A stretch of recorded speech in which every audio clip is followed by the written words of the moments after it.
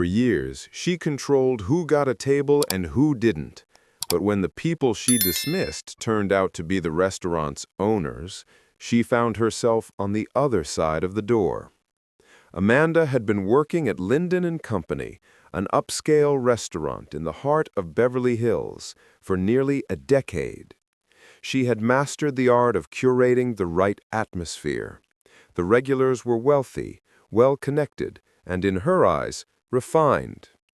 She prided herself on maintaining that standard, screening customers with an unspoken set of rules only she seemed to enforce.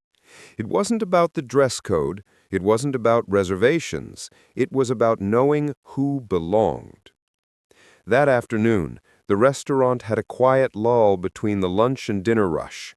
A few tables were occupied, executives with loosened ties, women in designer dresses sipping their third round of wine, murmuring about their next vacation.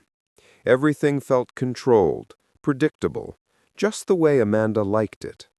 Then the door opened. She looked up instinctively, scanning the new arrivals. A black couple, impeccably dressed, stepped inside. The man wore a tailored suit, the woman a flowing silk blouse. They carried themselves with an effortless grace, but Amanda barely noticed. She was already forming an opinion. Something about them felt off. Then she saw the two children, a boy maybe 14, adjusting his tie like it was his first time wearing one, and a girl around 10, clutching a small handbag that looked expensive but unfamiliar. Amanda's lips pressed into a thin line. She had seen it before, the occasional table of black guests who wandered in, usually brought along by someone who fit, maybe a business partner, maybe a celebrity acquaintance. But this, a whole family, just walking in on their own. She straightened her posture, a hand resting on the hostess stand. They stopped near the entrance, scanning the room with ease, like they had been there before, like they belonged. Amanda cleared her throat, forcing a tight smile. "Can I help you?" The man smiled back, polite but assured. "Yes, we'd like a table for 4. Amanda didn't hesitate. "I'm sorry, we're fully booked." But something in his face didn't shift the way she expected. He didn't frown or glance at his wife. He simply nodded, as if considering her words carefully. "That's strange," he said, looking around. "There are plenty of empty tables." Amanda's grip on the stand tightened. That wasn't the answer she wanted. "Unfortunately, we're holding those tables for reservations," she lied.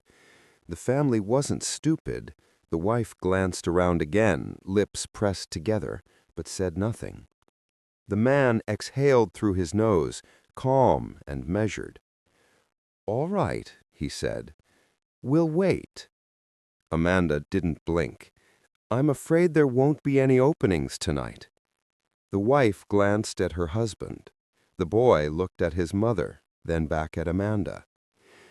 "In that case," he said, "I'd like to speak with the manager." Amanda's smile faltered.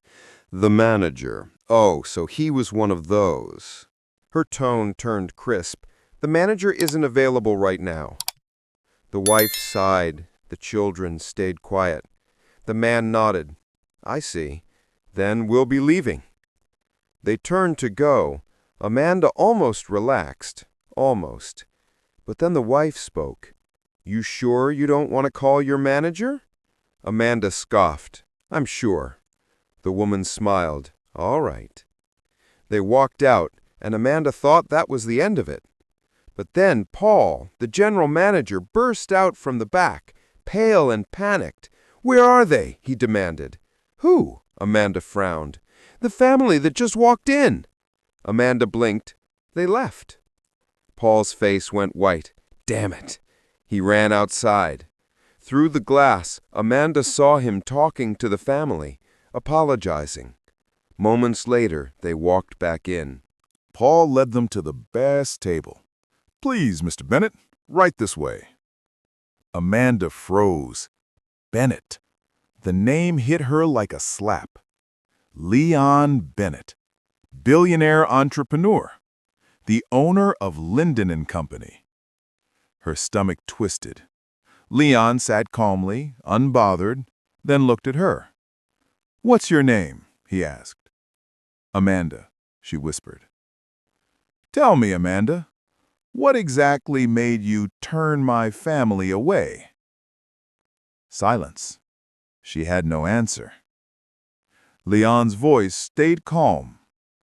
"We invest in excellence, service, and people. Clearly, we need to rethink who represents our brand." Camille, his wife, spoke softly. "Is this how you treat all your guests, Amanda?" Amanda's voice cracked. But it didn't matter. "You can take the rest of the day off," Leon said. Amanda walked out into the evening, realizing she had spent years deciding who belonged until she was the one who didn't. Because what we do when no one is watching always matters. Someone always is.